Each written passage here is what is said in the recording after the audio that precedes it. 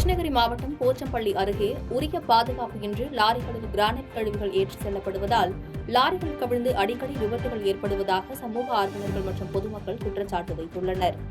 கிருஷ்ணகிரி மாவட்டம் போச்சம்பள்ளி, வேலம்பட்டி, சந்தூர் உள்ளிட்ட பகுதிகளில் ஆயிரக்கணக்கான கிரானைட் தொழிற்சாலைகள் கிரானைட் பாலிஷ் செய்து விற்பனை செய்யும் நிறுவனங்கள் இயங்கி வருகிறது.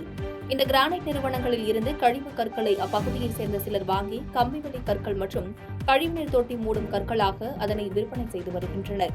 இந்த கழிவு கற்களை எடுத்து செல்லும் வாகனங்கள் முறையாக அதனை கொண்டு செல்லாமல் திறந்த வெளியில் எவ்வித பாதுகாப்பு முறைகளையும் பின்பற்றாமல் கொண்டு செல்வதால் சாலை வளைவுகளில் திரும்பும்போது பாரம் தாங்காமல் லாரிகள் கவிழ்வது தொடர்கதையாகி வருகிறது.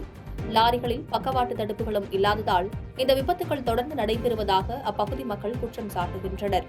மேலும் மாவட்ட கனிமவள அதிகாரிகள் இப்பகுதிகளில் பாரம் ஏற்றி வரும் லாரிகளை ஆராய்ந்து இதுகுறித்து நடவடிக்கை எடுக்க வேண்டும் எனவும் இப்பகுதி மக்களும் சமூக ஆர்வலர்களும் கோரிக்கை விடுத்துள்ளனர்.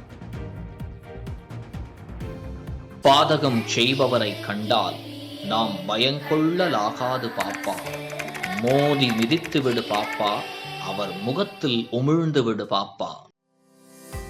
அண்மை செய்திகளை உடனுக்குடன் தெரிந்து கொள்ள இணைந்திருங்கள் இயம்நாடு தொலைக்காட்சியுடன்.